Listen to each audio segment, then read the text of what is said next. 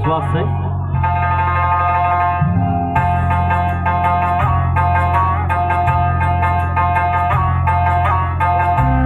और जतक भी दर्शक श्रोक बच्चे कृपया अपने सब मंच के नजदीक आवे के प्रयास करबे।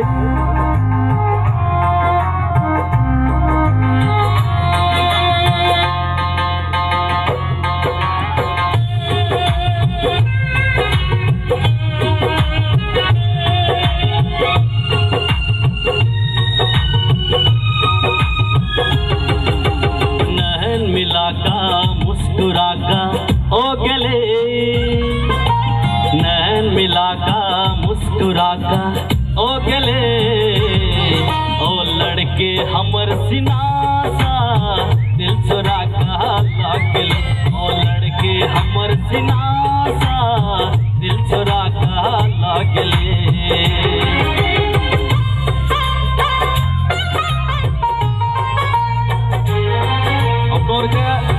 मैथिली गीत संगीत के साथ देना जरूरी है, ताहि के लिए अपने सबके बीच में हम प्रस्तुत भेल छी प्रकाश अनुराग।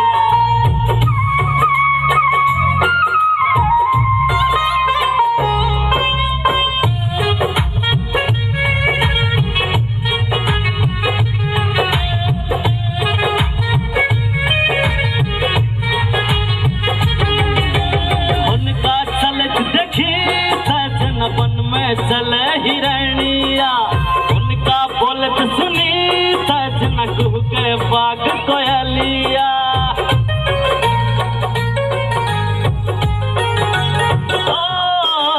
उनका चलत देखी सजना वन में चले हिरणिया, उनका बोलत सुनी सजना कुह के बाग कोयलिया, उनका हंसे देखी सजना बिहू से गुलाब गछिया,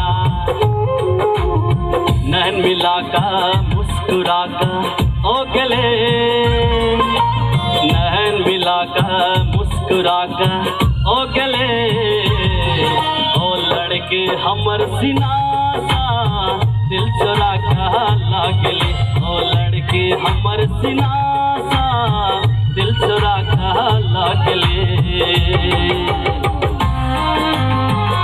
और अपने सब ये गीत इजोरिया फिल्म यूट्यूब चैनल से देख सके छी।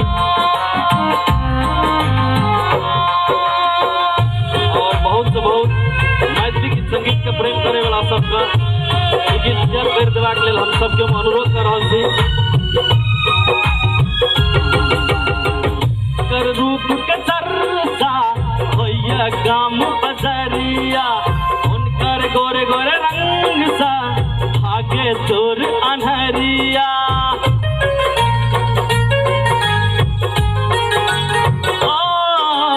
उनकर रूप के चर्चा होइया गाम बजरिया, उनकर गोरे गोरे रंग सा भागे तोर अन्हरिया, उनकर चेहरा देख का हटे न हमर नजरिया, नैन मिला का मुस्कुरा का ओ गले, नैन मिला का मुस्कुरा का ओ गले, ओ लड़के हमर सिनासा दिल चुरा का लागले, ओ लड़के हमर